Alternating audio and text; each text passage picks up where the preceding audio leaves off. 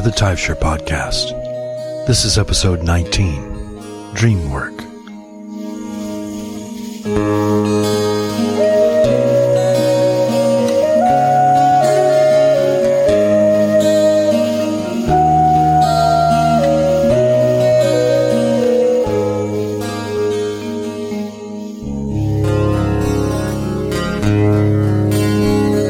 This week's Celtic god is Alator.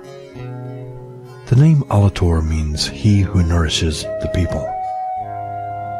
This Celtic god is a god of the hunt. He's also a warrior god and a god of the people. Little is known about Alator. His name appears on a plaque found at Barkway, Herefordshire, and in an inscription on an altar found at South Shields, County Durham.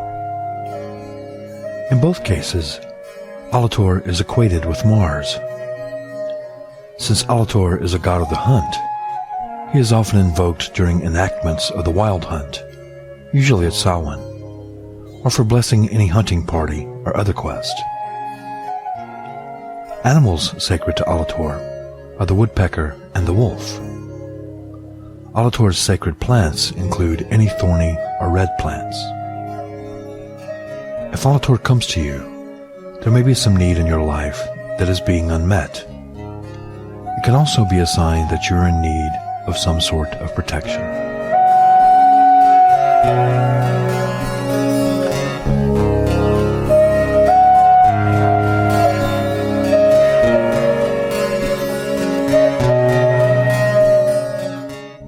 Dream work can be a powerful tool in your quest for the way of the Taibhsear. Some shamanic cultures believe that when we dream, our soul ventures to other worlds and other lives, and when we awake, our lives in this world are the dreams of another existence. Whether you believe this to be true or not, dreams are a powerful way to get in touch with our unconscious mind. The unconscious is the seat of creativity and power. By learning to explore our dreams, we tap into this almost infinite source. In this week's podcast, we will explore the use of dreaming as a shamanic tool to further your practice in the way of the Taibhsear. To begin your exploration of dream work, you may wish to buy a notebook or a diary. This will be your dream journal. Keep it on the nightstand or somewhere near your bed. When you first wake every morning, make it a practice to try to recall your dreams from the night before. Write them in your journal, preferably before you get out of bed. What does paying attention to your dream life tell you about yourself? The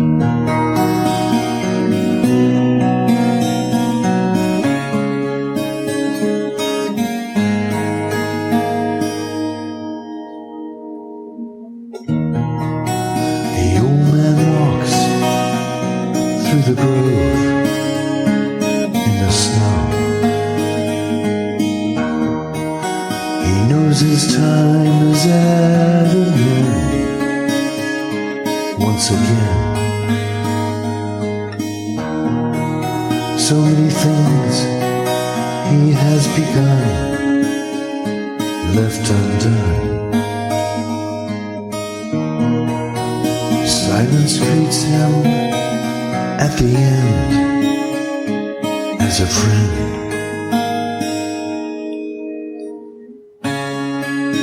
The elder tree is drawing nigh, where all his dreams and wishes lie.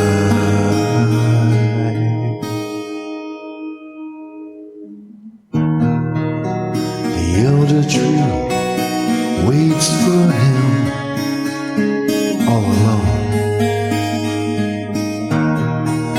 Its branches beckon him to rest, so it seems. He lies beneath to close his eyes as he sighs. He drifts away there by the stream in a dream. The elder tree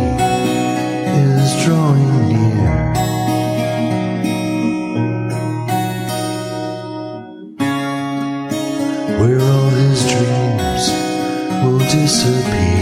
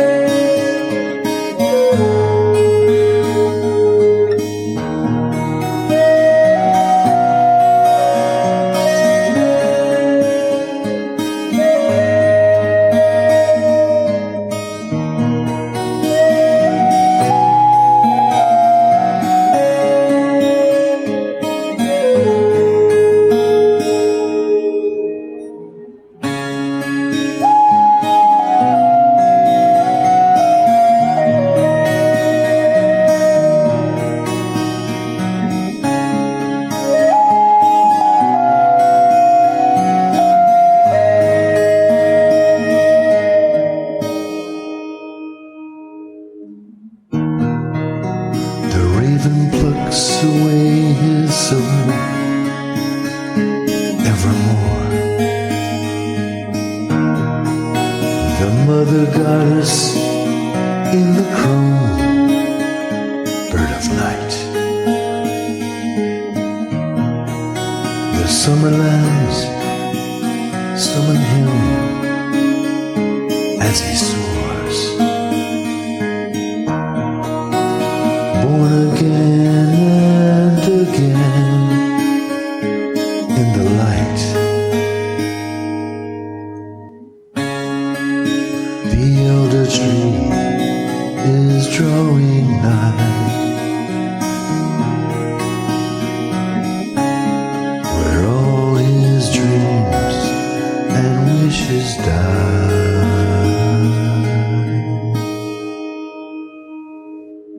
As much as some would like to believe otherwise, there are no absolute meanings to symbols and situations we encounter in dreams. Each dream is totally subjective. Its ultimate meaning resides within the dreamer. There are, however, some guidelines that would help you to delve into the meanings and the lessons of your dreams. The first thing to consider is the symbols in your dreams. Carl Jung used the idea of archetypes to interpret dreams for his patients. An archetype is a powerful symbol that is common to people of all cultures because it comes from the unconscious mind, or the collective unconsciousness. This is something that all people share. The universality of archetypes makes dreams about archetypes very meaningful. Jung believed that archetypes were universal because they are hardwired into our brains. That is to say that all human beings throughout the world share the archetypes because we are all born with the same basic brain structure.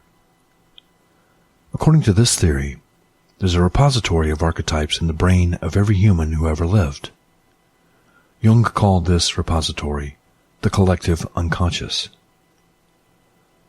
Because these archetypes are universal and a shared experience among all of humankind, you should pay particular attention to any dreams that contain archetypal information. Let's discuss a few of the more common archetypes to be found in our dreams. The persona archetype is the mask we show the world every day. It's the face we put on in order to be able to interact with the world. When dreaming, we may not appear in the dream exactly as ourselves. We may put on even another mask. But in the dream, there is a part of us that knows that the persona is still us. When dreaming about the persona, pay particular attention to who you are and what you are doing. Is it different from your everyday life? What is your dream trying to tell you about the mask you wear every day? The shadow archetype is the part of ourselves that we reject, repress, and refuse to express in the persona. Jung believed that all humans had the potential for all possible human behavior. The parts we choose not to act upon are pushed into the shadow and suppressed. In dreams, however, the shadow may appear as an attacker, a pursuer, or some other danger. our dreams, the shadow is attempting to force us to come to terms with our darker selves. By embracing the fact that we have darker impulses, we give ourselves the opportunity to control them and even use them to our advantage. If, however, we choose to repress and deny these darker impulses, they lie in wait within us for an opportunity to burst forth. The anima and animus archetypes are the male and female aspects of ourselves. If, as Jung believed, all humans have the potential for all human behavior, then we all have both masculine and feminine qualities. The masculine qualities are expressed in the animus, and the feminine qualities are expressed in the anima. If you're a male and dream of being a female, for example, then your anima is trying to express itself. Or if you're a female and dreaming of being a male, then your animus is trying to tell you something. Pay particular attention to what you are doing in this experience so that you can understand the message later. The divine child archetype is your true self in its most innocent and pure manifestation.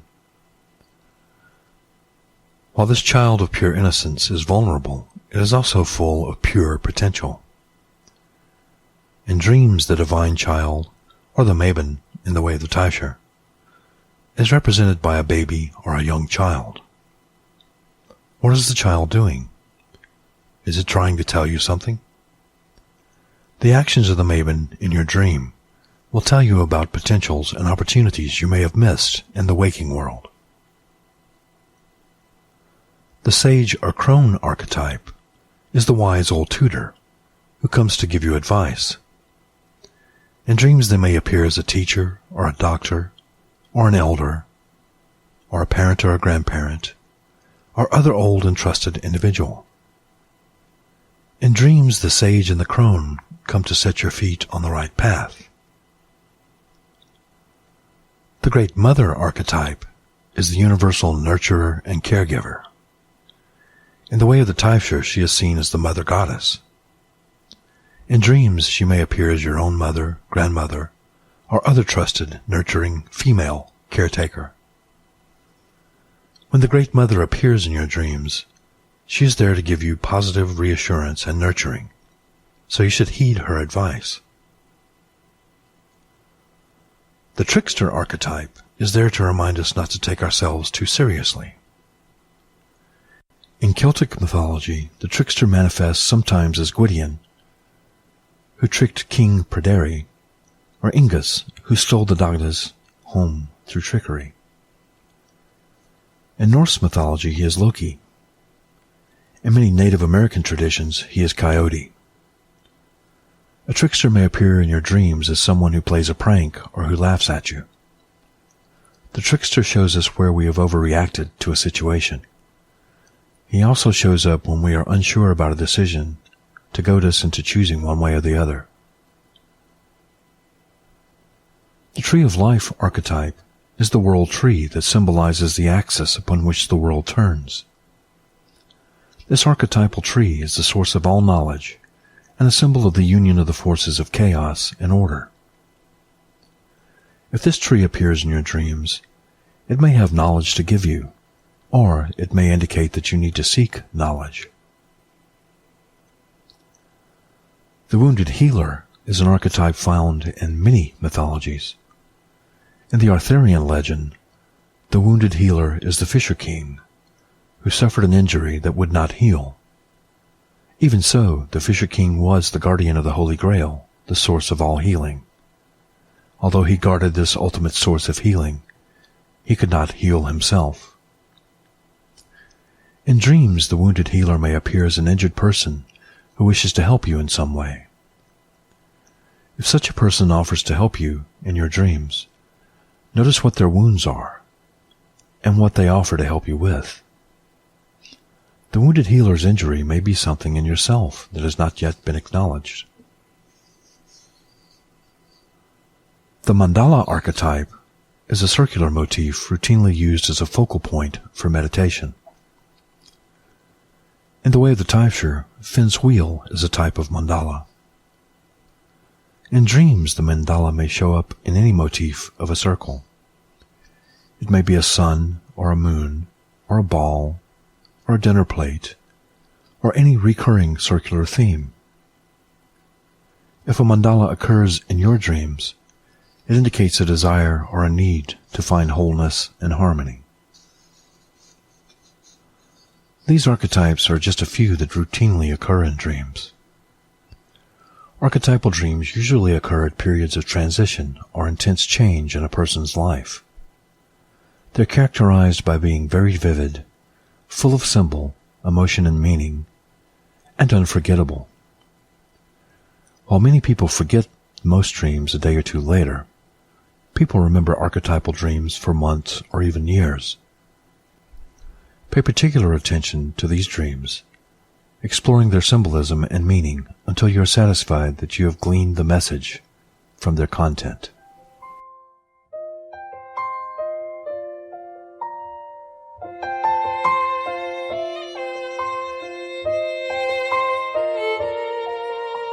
Man who was a tree. Did I see him or he see me? Standing there majestically, tree on me. The smell of sun on autumn leaves said, take good care of all you see. Praise the earth down on your knees. That's what the old man sang to me. He sang,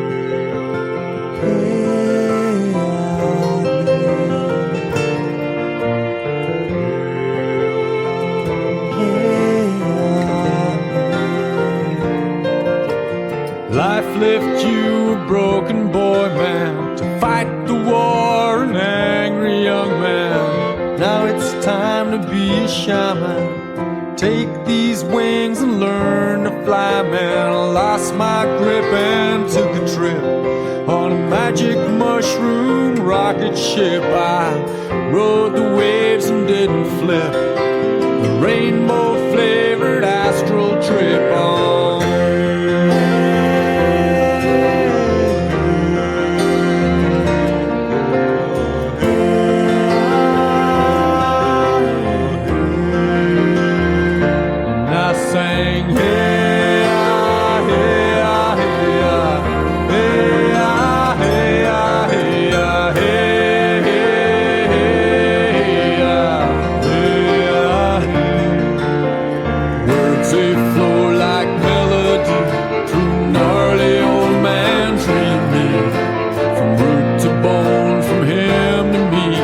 Like the river to the sea. Now I am he, his tree is me, but I'm not here and so is he.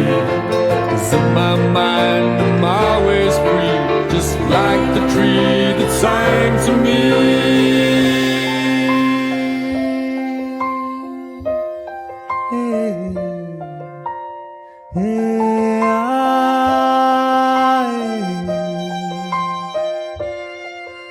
The first shall never be the last. There is no future and no past. Put brother flame to sister grass.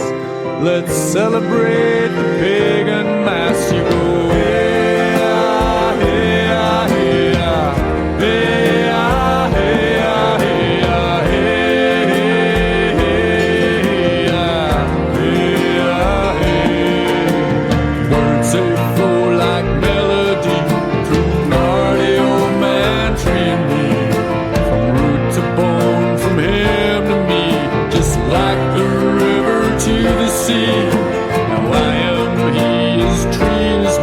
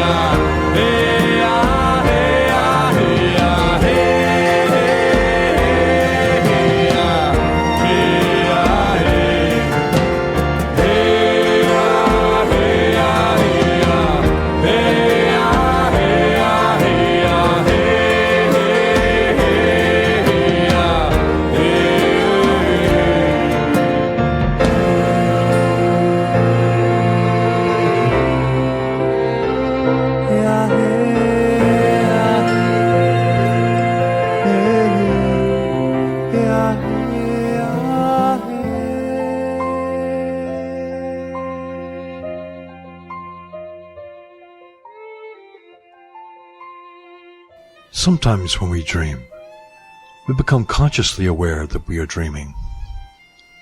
This dream within a dream state is known as lucid dreaming. There are two types of lucid dreaming. The first, called a dream-initiated lucid dream, occurs when the dreamer is having a regular dream and eventually concludes that it is a dream. The second happens when the dreamer goes directly from a waking state into a dream state and remains consciously aware that she is dreaming. This is called a wake-initiated lucid dream. There are many benefits to lucid dreaming.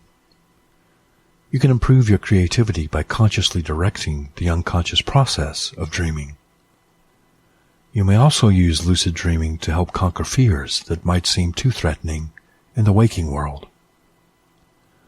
Some lucid dreamers have reported improving their problem-solving skills by learning to control and direct their dreams. One significant power of lucid dreaming is the ability to consciously direct unconscious processes. The collective unconscious is a rich source of much of humankind's wisdom, but since it remains unconscious, there's no way to consciously access it. It must be accessed indirectly. Since lucid dreaming allows you to use your consciousness to direct your dreams, and since dreams are an unconscious process, lucid dreaming is a powerful way to access the collective unconsciousness. If you're interested in lucid dreaming, it's a skill that may be learned. The first step in learning to lucid dream is to believe that you can do it. Like all skills, it is something that becomes easier with practice. Once you are able to have your first lucid dream, subsequent lucid dreams will become progressively easier. The next step is to focus on the goal. What do you hope to achieve by lucid dreaming? If you focus on your intention instead of the process itself, lucid dreaming happens more naturally. The more important you find your goal to be, the easier it becomes to achieve. Set small goals for yourself first. On your first attempt, you may just want to remember to look at your hands. Before you go to sleep tonight, say to yourself, "I will look at my hands when I dream tonight." When you wake, note whether or not you were able to achieve your intention. If you weren't successful on your first attempt, continue until you achieve success. Then add more bit by bit until you're able to consciously direct your dreams. Recalling your dreams is an important component of lucid dreaming. When you wake in the morning, don't immediately get out of bed. Lie quietly for a few moments and allow yourself to remember what you dreamed. Try to remember as many details as possible. Keep a dream journal by the bed and write these details down after you've taken a few moments to reflect and recall the night's activities. If you find it difficult to form coherent words and sentences first thing in the morning, you may choose to draw pictures instead. In your dream journal, note the pattern and the frequency of your dreams. Do you see any recurring themes? What do these patterns tell you about yourself? As your mastery of lucid dreaming increases, can you use your conscious mind to direct changes in these patterns? The final step in lucid dreaming is to be able to directly ask for information from your unconscious mind. To do this, create a character in your dreams. This character avatar should be someone or something you trust and feel comfortable learning from. Remember that this is a construct of your own mind, so you're really taking a deeper aspect of yourself and talking to it. When you're able to consistently make this dream advisor appear, you're ready to ask it for information. Pose questions to your dream advisor and wait for answers. This dialogue will allow you to directly access your unconscious mind, and through it, the collective unconscious. For this week's activity, experiment with lucid dreaming. Are you able to look at your hands while dreaming? Are you able to set goals while awake and then fulfill them while dreaming?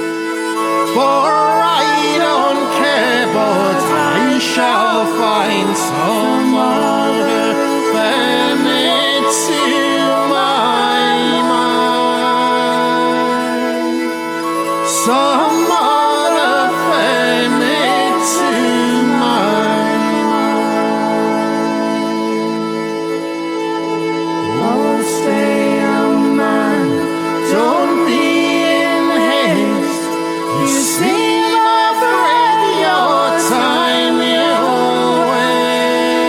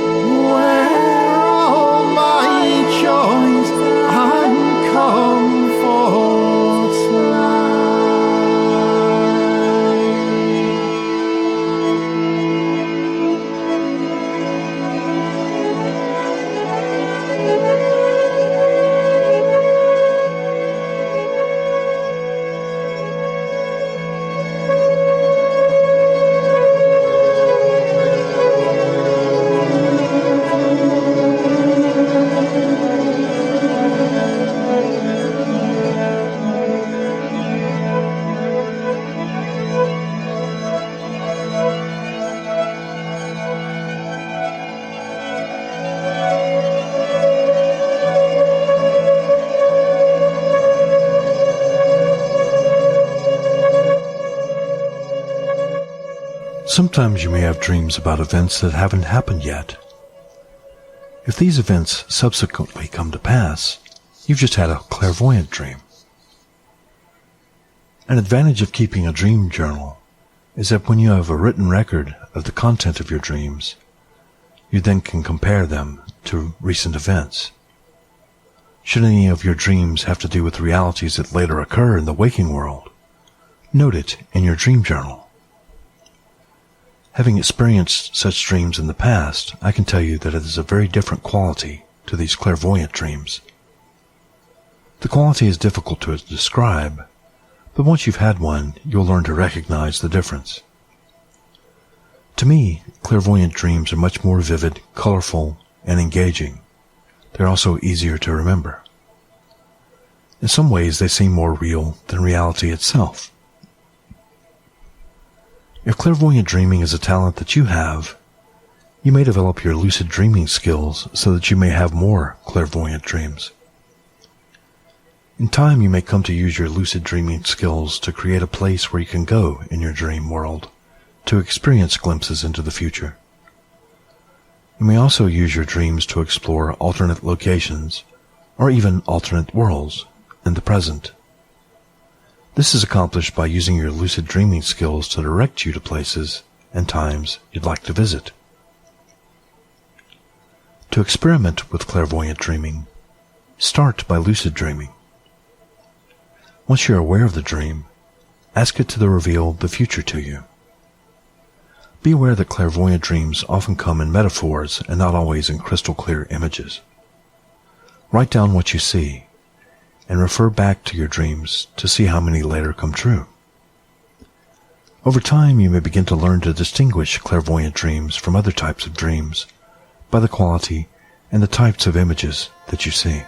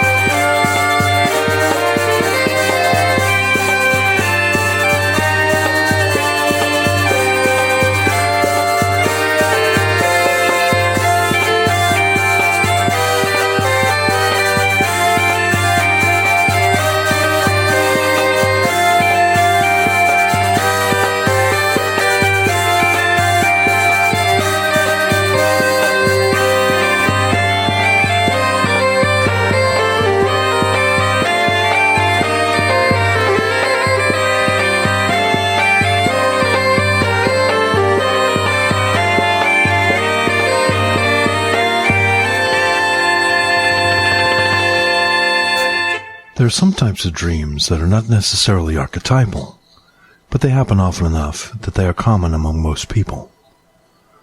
These dreams have meanings that are common enough to draw some general conclusions about their interpretation. Note that the interpretations that follow are not universal absolutes. If you've had one of these dreams, the interpretations listed here may or may not apply.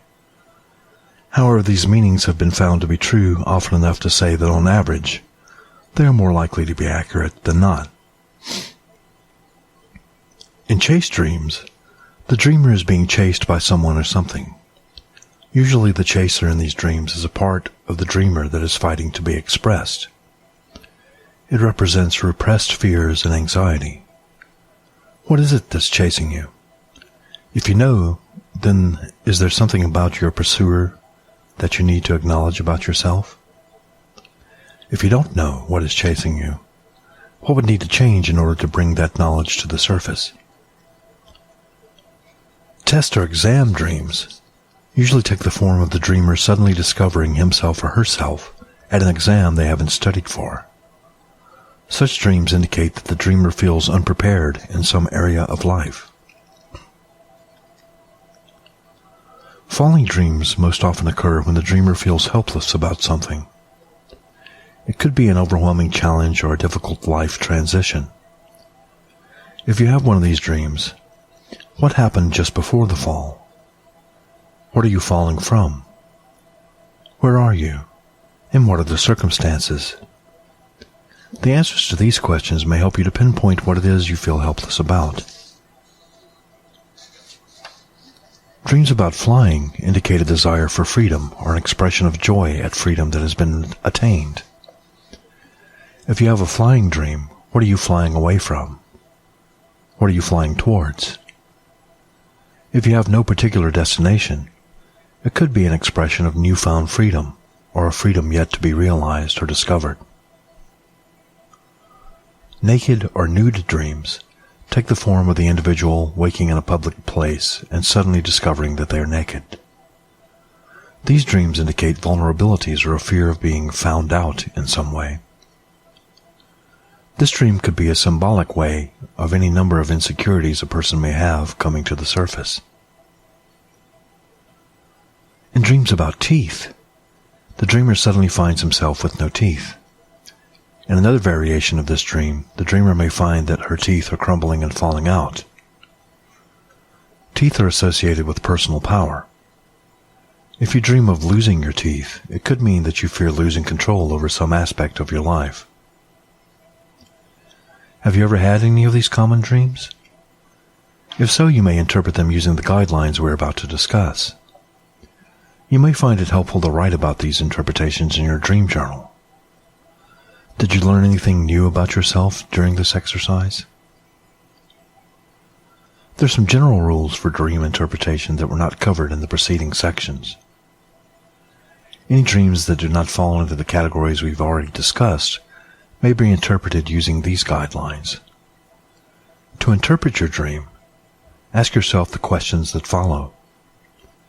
It may help to write your answers in a notebook so that you may refer to them again when you've had time to digest the symbols.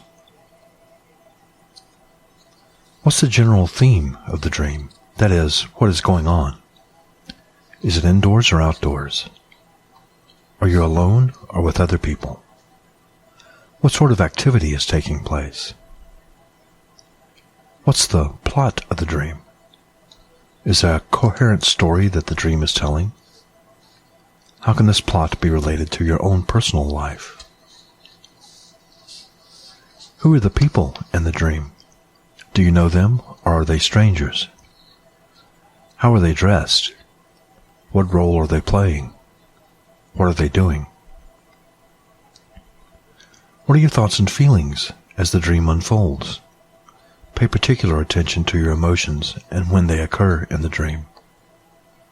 What's the emotional quality of the dream? Did you wake up feeling happy? Did you wake up feeling scared? How did you feel both during and after the dream? Were there any objects or symbols in the dream? If so, what were they? What color were they? What does that color mean to you? What do the objects or symbols mean to you personally? What emotions come to mind when contemplating the symbols of the dream? The symbols and objects do not necessarily have direct correspondence with the real world. For example, if you dream of a castle, it may not mean that you're going to visit a castle. It could just mean that you feel the need to fortify some area of your life. Have you had this dream before? If so, is there some message the dream is trying to give you that you may have missed? Contemplate these questions. Write anything that comes to you in your dream journal, and refer to it from time to time as your skill with dream interpretation develops.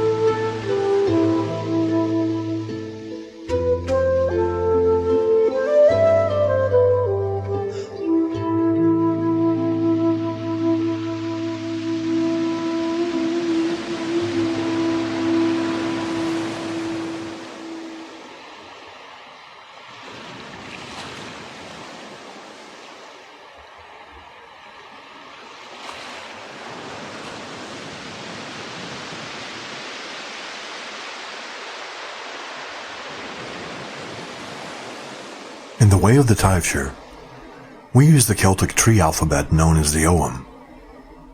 In this section of the podcast, we will present one character of the Ogham each week, offering information on the meaning of each letter of the Ogham alphabet, trees associated with each letter, the healing and magical properties of each tree, gods and goddesses associated with each tree and letter, and the divinatory meanings of each letter of the Ogham. Since we will be discussing medicinal uses of the plants in this segment of the podcast, please remember that herbal medicine requires caution and practice. None of the medicinal uses discussed on the Way of the Taibhsear podcast should be attempted by a novice. Some parts of the plants of the Ogham are poisonous, and people with allergies should also be aware of the potential allergic reactions to plants. If you are interested in herbal medicine, find a skilled practitioner and take lessons. Do not attempt to use medicinal plants without the supervision of an expert.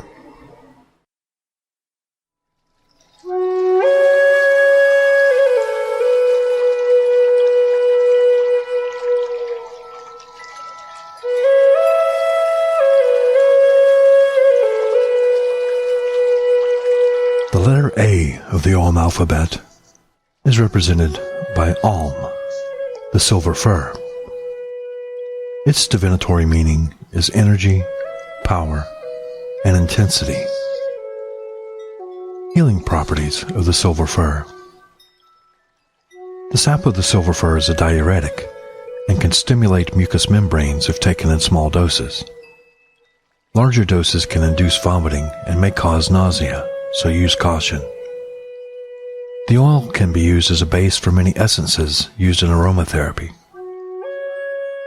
The silver fir is associated with the goddess Briad in Celtic lore in her triple aspect, offering learning, creativity, and progress. It's also sacred to the god Attis, who is imprisoned in a fir tree. Magical uses of the silver fir. The ancient Celts and Druids noticed that the cones of the silver fir closed when the rain was about to come, and opened when sunlight returned. This power to predict the weather led the Druids to assign prophetic powers to the Alm. Because its trunk grows straight and narrow, it's a symbol of honesty and truth-saying. Since firs are evergreen trees, they're also a symbol of eternity and immortality. Since they are green even in the depths of winter, they are a hopeful reminder that life shall return in the spring. Because it's able to thrive and remain verdant even in the winter, it's a symbol of endurance and perseverance. The silver fir is associated with the moon, and as such it is a feminine power related to the goddesses. Legend has it that fir trees were used to mark the graves of important people, as the tall trees can be seen for miles, sometimes growing to a height of over 100 feet. Fir trees have the ability to protect us from lightning. A wand made of fir or pine will help in matters of perseverance and change. Wands or staffs of fir are also useful in invocation of the goddess. The silver fir is especially useful for rites at the equinoxes, because it is a tree of balance and stability. Firs, pines, and other evergreens are also helpful for grounding rituals. In its crone aspect, the silver fir has power over the shadowy places, dark secrets, and the unconscious mind. Because of this, it may be used to tame these forces in your life. Carry a sprig of silver fir in your crane bag as a talisman for help in these areas. It may help to weave such a sprig into a ring and wear it. The silver fir is used for magic involving power, insight, and protection. It's a tree of birth or rebirth. To the Druids, this tree represents hope. Wood from the silver fir is used for shape-shifting and magic involving change and transformation. A wand of silver fir aids in this undertaking. Silver fir branches are a popular Yule decoration that offer protection and the blessings to the home. Cones of fir may be given to departing guests as good luck charms for a safe journey. Gods and goddesses associated with this tree are Briad and Attis.